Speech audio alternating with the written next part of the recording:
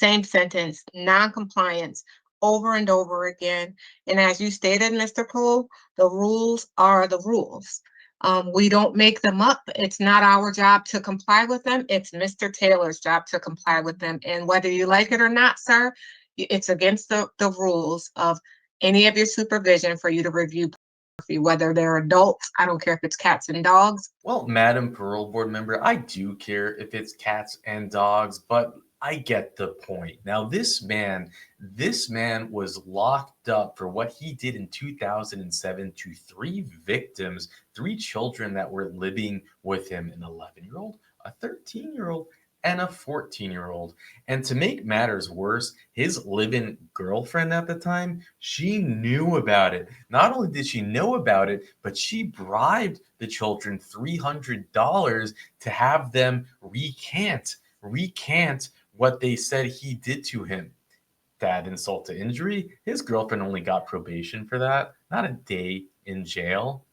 Now, the judge sentenced him to 20 years in prison. No, 25 years, I'm sorry. But he only has to serve 14. Now, of course, he didn't serve all 14. He was paroled after serving just a fraction of it. And what's he do when he gets out?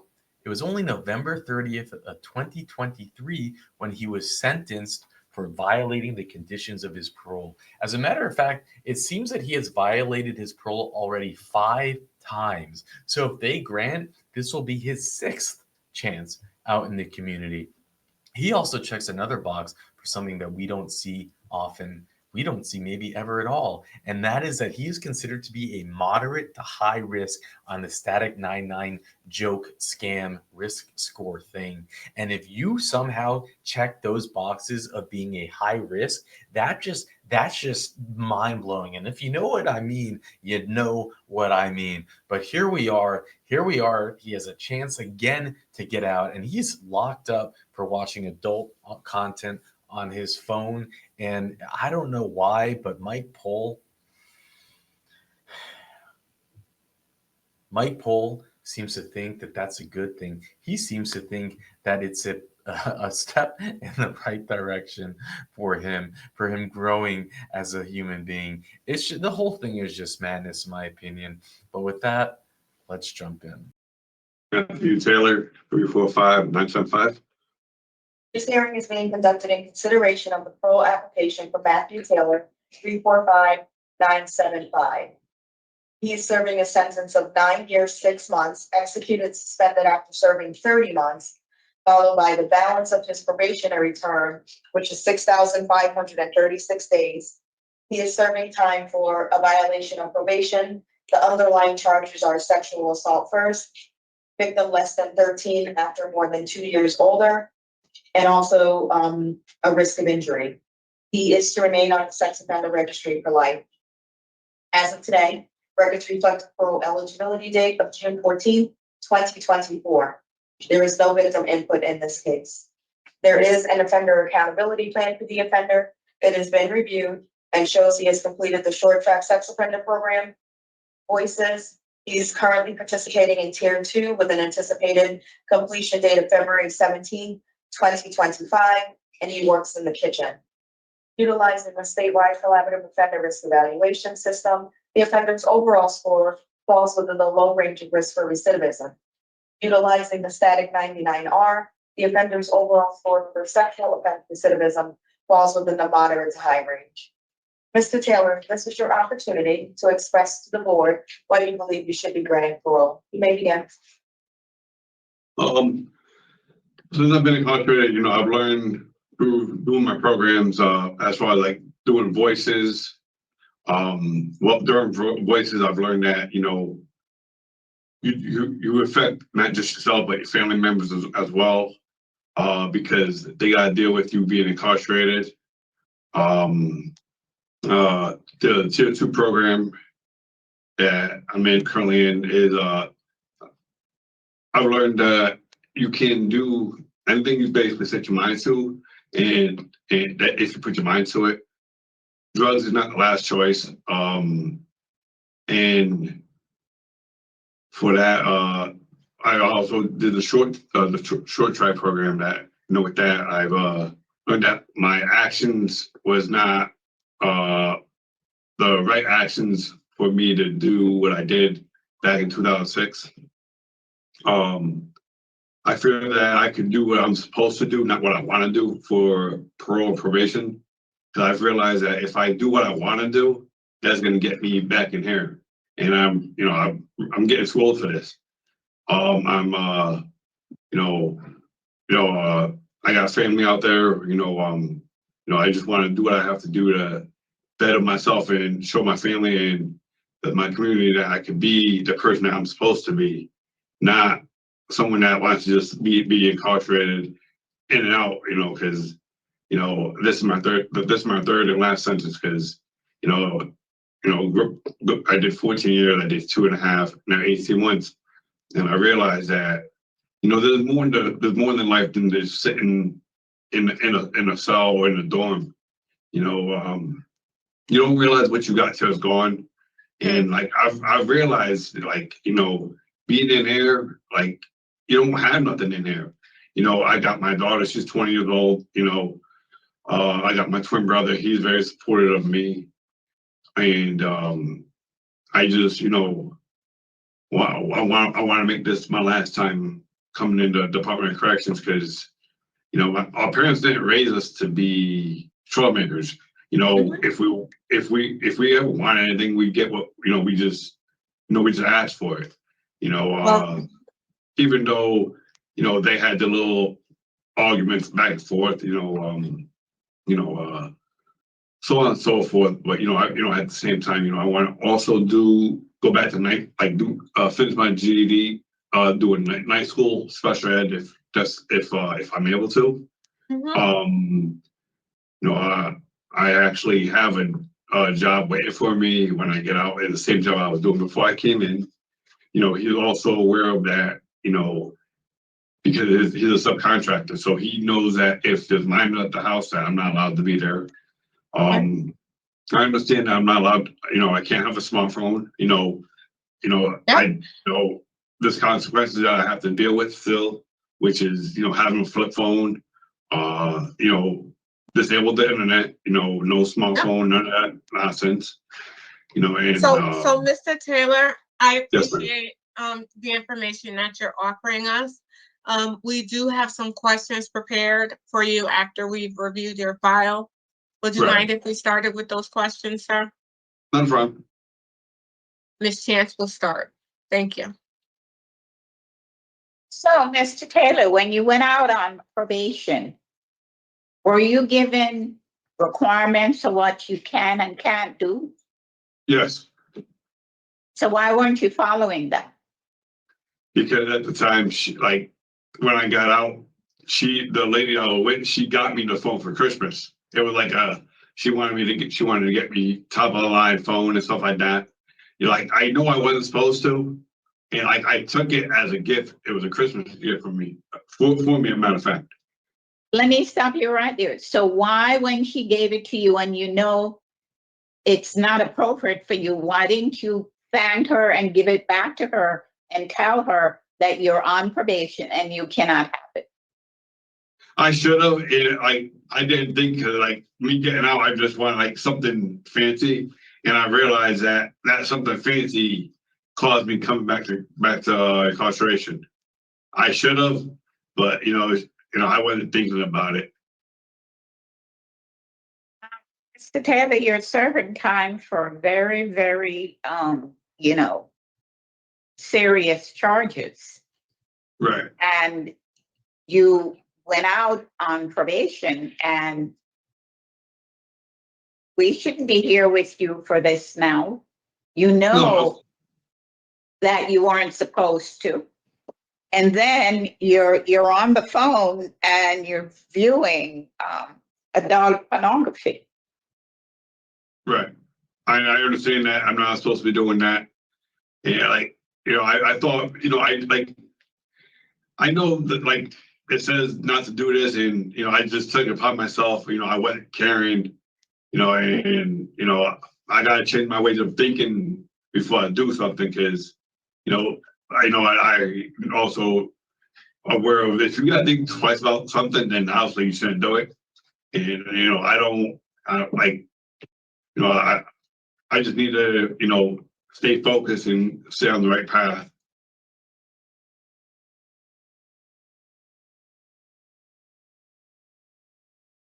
So, you know, you completed the short-term sex offender program, and Right, you know, I understand, you know, the stage of change that you're in. right. And so I don't understand why, when you know that you're having issues dealing with your charges, you would go out and get involved in something that's related,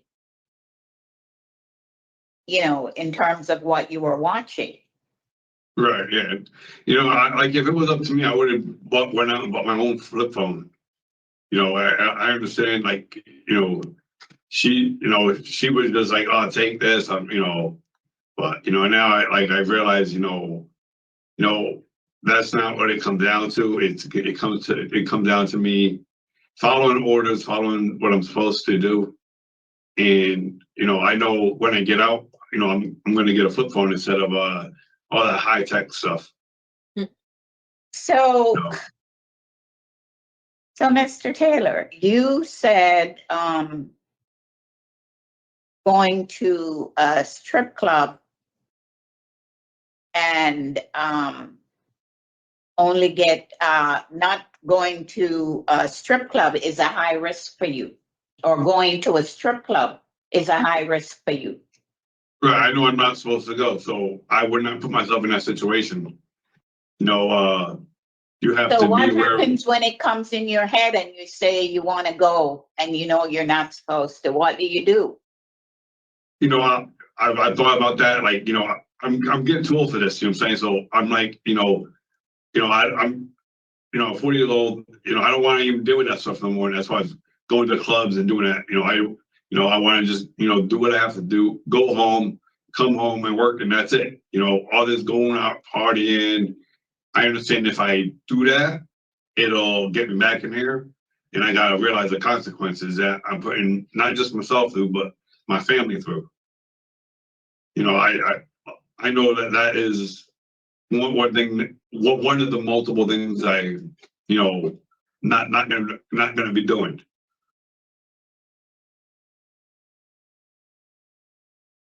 Um, so, you know, sort of where I am today, Mr. Taylor, is that I know you took the short-term sex offender program, and you've gotten everything that you can get out of that. Right. And you took tier 2, and then you took voices, and you know, you said you share that voices taught you about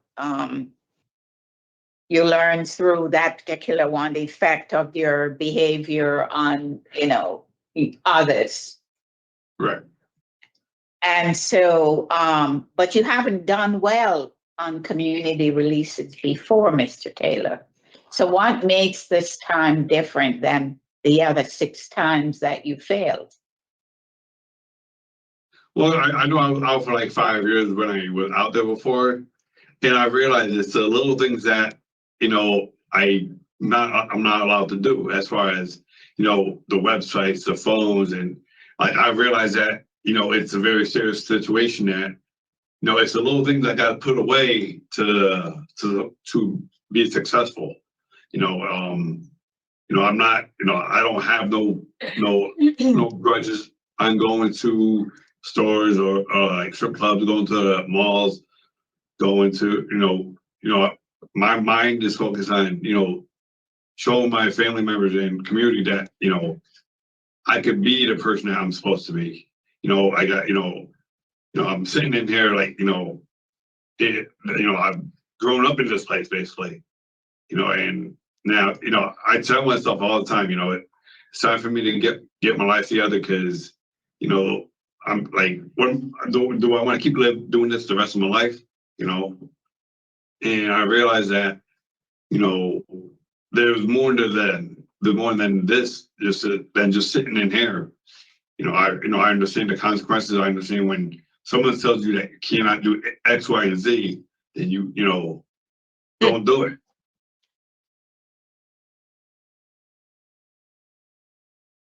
So,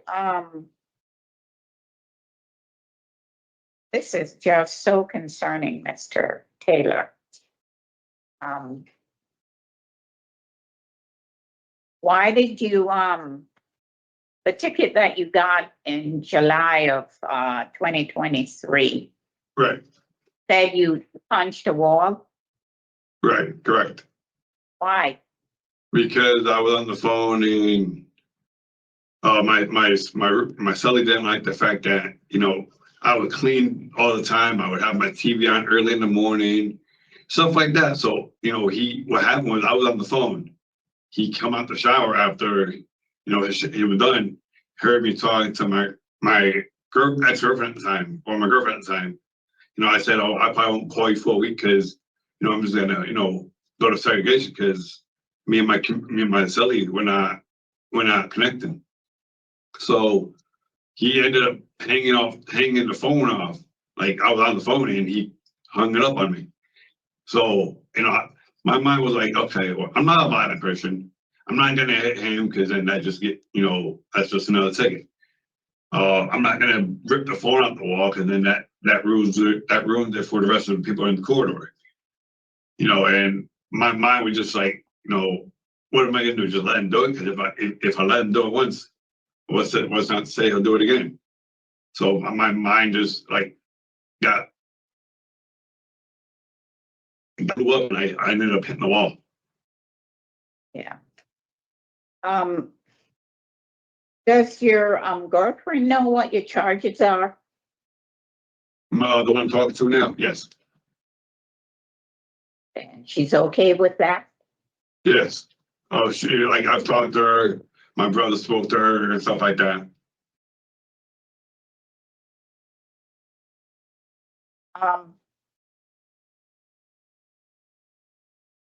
Don't have any other questions right now, Mr. Taylor, but I'm just, very concerned about the fact that you committed this offense so long ago. It was just so serious, and you continuously, violate your probation, and you're back here now because you were viewing pornography on a cell phone that you shouldn't have had. So I'm going to wait to hear what my other colleagues have to say. Thank you, Ms. Chance. Mr. Pohl? Thank you, Madam Chair. I just wanted to clarify some stuff with you, right? This original offense goes back to 2007. Right. When you were 18 years old? Right, correct. Is that correct? Yes. And it involved minors. Correct. Part of being involved in the treatment for problem sexual behavior and part of the special management unit and things like that, whether it's parole or probation, is that there's restrictions on the type of equipment that you can have and such, right? Right. Correct. So as of now, one of the stipulations is enhanced internet and device monitoring, which is when you go out and you do have a smartphone, that smartphone can be gone through at any time, whether it's a parole officer or a probation officer. Correct. Correct. So that's what the deal is. So you are back right now. One of the things that you're back right now for is pornography. Right. And I just want to clarify for the record, is that, to my understanding, all of the sites, and by name, that's what they look like. All of those sites are based upon adult pornography. Right. And you have not done anything further with anything to do with children. Correct. Okay. Okay. So you really got to know what's going on here, because, you know, you still have a great deal of time left, right? 6,536 days on probation. Right. I Correct. don't even know how much time that is, but it's Quite a bit. probably, yeah, it's probably what, close to 20 years?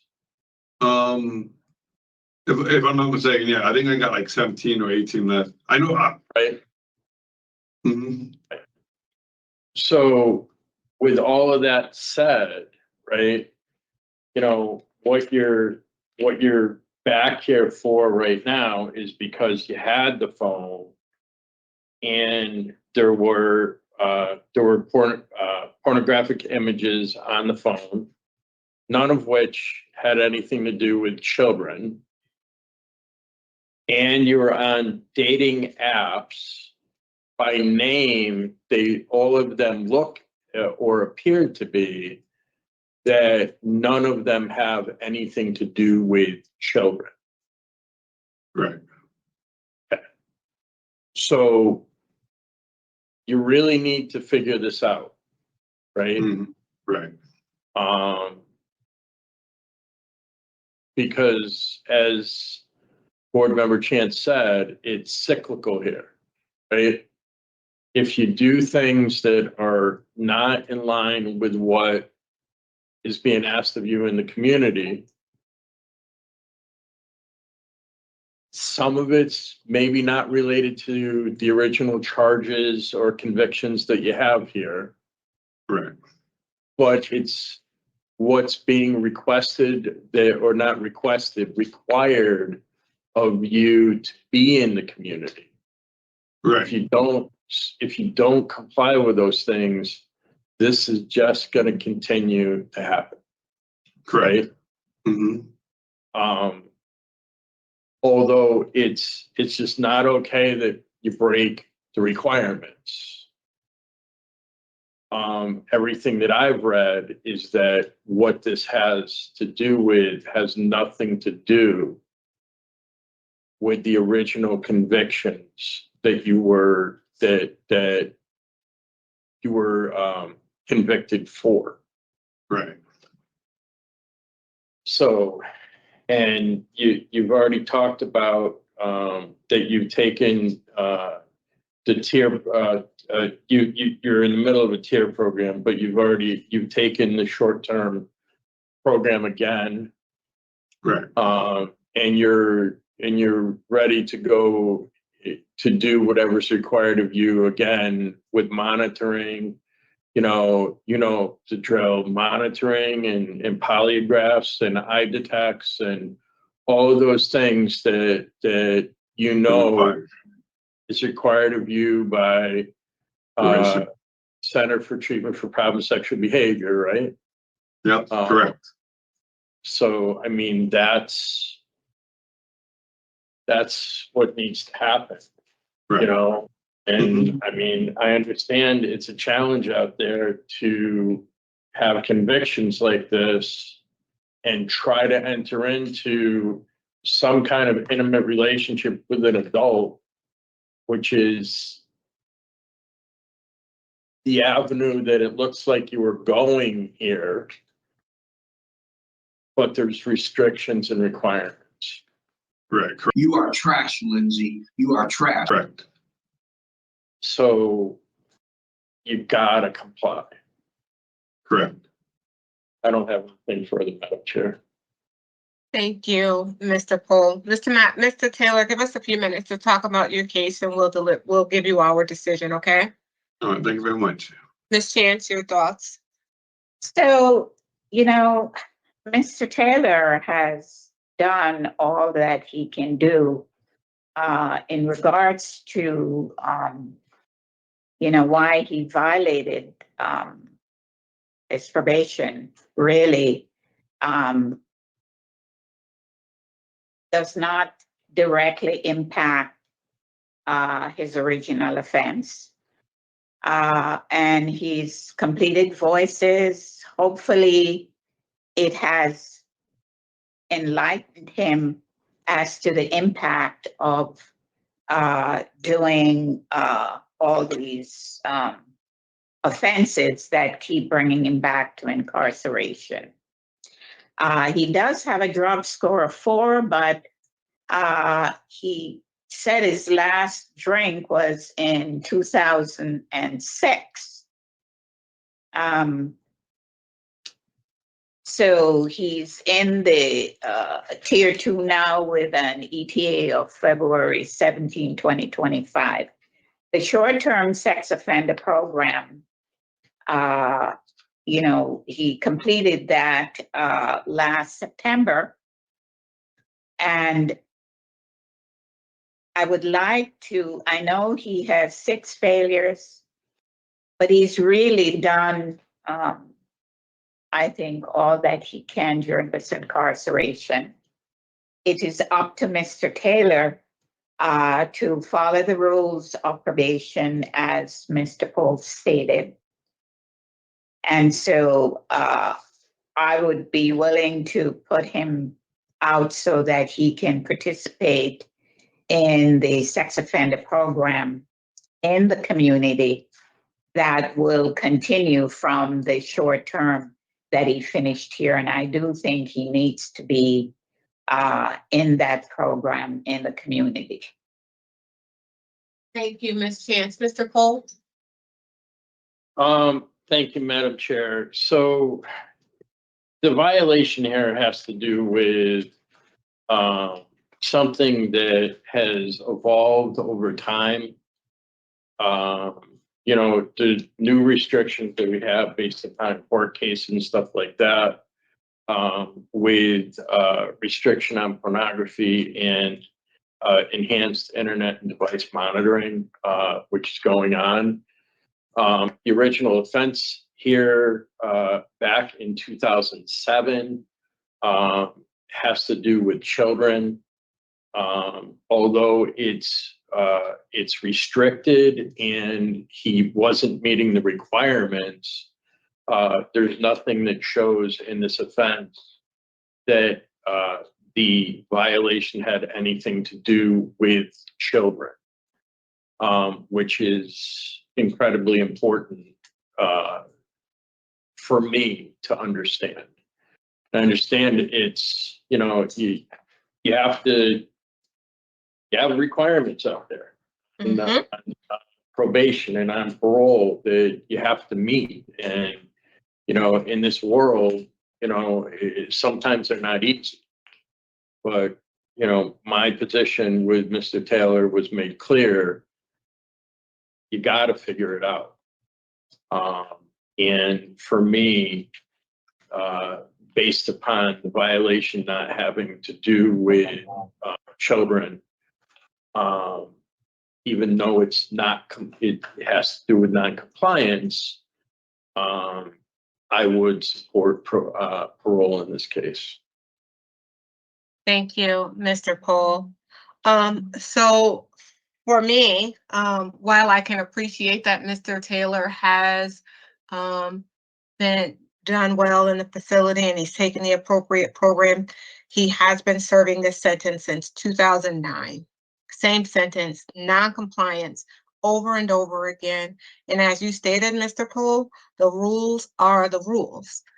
We don't make them up. It's not our job to comply with them. It's Mr. Taylor's job to comply with them. And whether you like it or not, sir, it's against the rules of any of your supervision for you to review pornography, whether they're adults. I don't care if it's cats and dogs. Pornography is pornography, and you're not supposed to do it.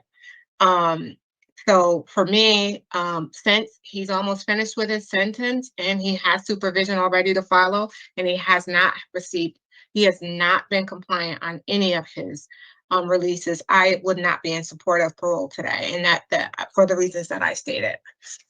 So I do have conditions set for him. No alcohol, enhanced monitoring, minors, and problem sexual behavior in the treatment.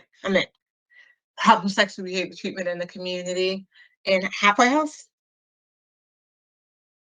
Yeah, as a friend in Shelton, is that confirmed or does he need? Oh, I don't know. It is confirmed. It's confirmed. Okay.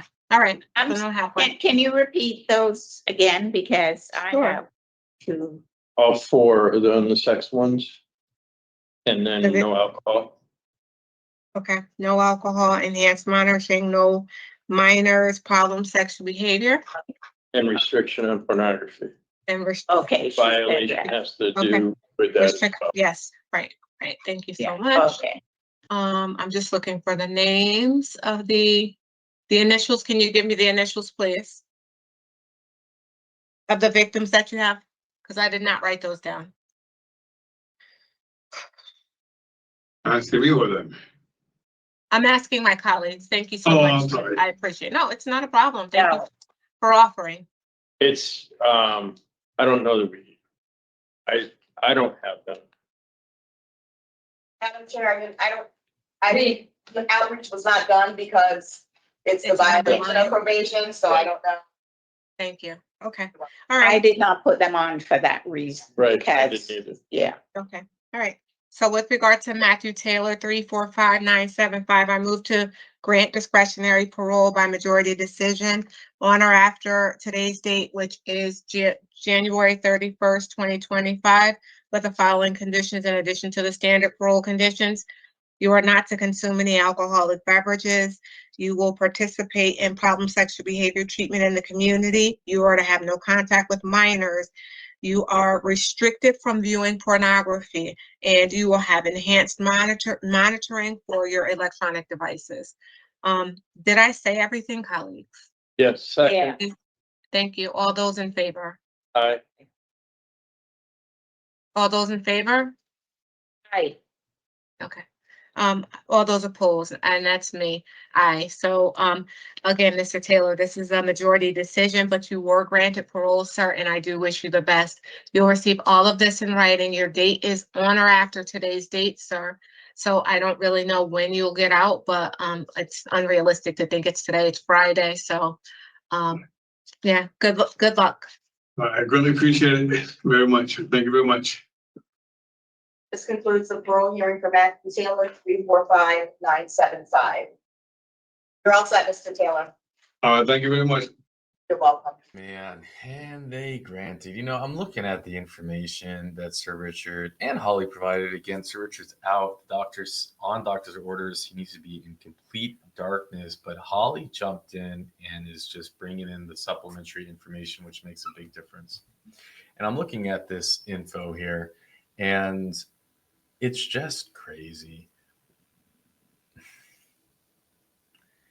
I mean, it's like they don't take into consideration that maybe someone is just a danger. Maybe it's just safer for the community for him not to be out in the public. I mean, breaking the rules by having a phone and looking at content, whether you want to go and do like the whole Mike Pohl thing where he's like slowly navigating it, trying to like articulate that, well, it wasn't CP that they found on your phone.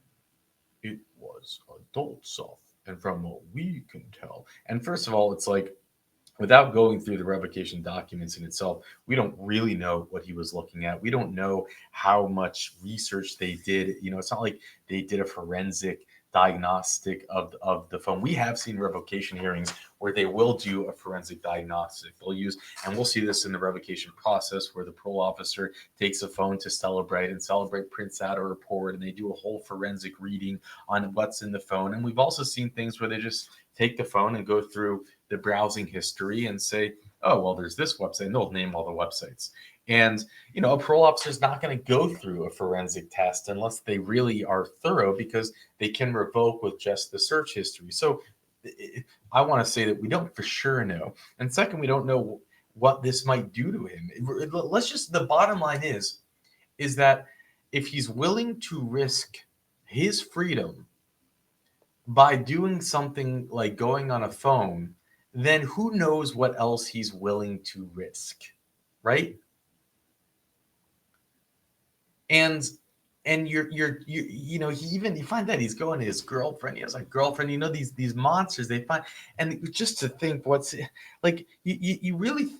What if she has children? And I know the parole officer is going to be his job to make sure the child's never there, but who knows what's going to happen? I mean, remember, just look at his history, look at his inability to really control his impulse control. And you know, it's interesting, when this case first happened, the judge actually, they put him on, they didn't have him stand trial for like 12 months.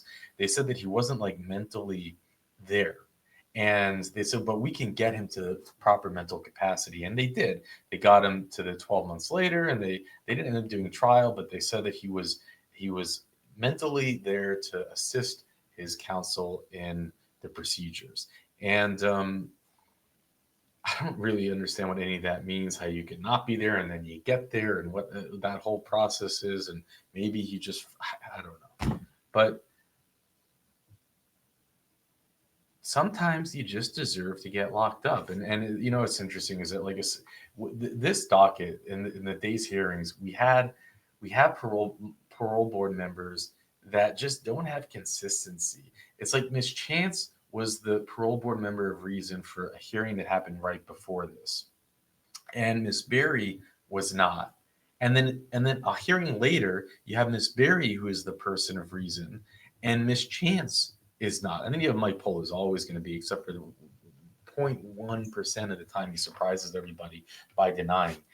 And it doesn't really make any sense how they flip-flop. There's just not enough consistency in these parole board members. At least with Louisiana, you kind of have a certain consistency for most of them. And I don't know. I'm at a loss.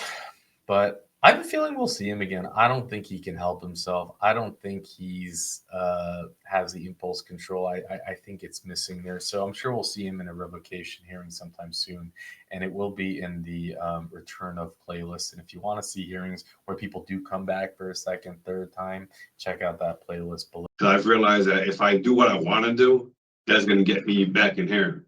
And I'm getting too old for this. Same sentence, non-compliance, over and over again. And as you stated, Mr. Poole, the rules are the rules. We don't make them up. It's not our job to comply with them. It's Mr. Taylor's job to comply with them. And whether you like it or not, sir, it's against the rules of any of your supervision for you to review pornography, whether they're adults. I don't care if it's cats and dogs.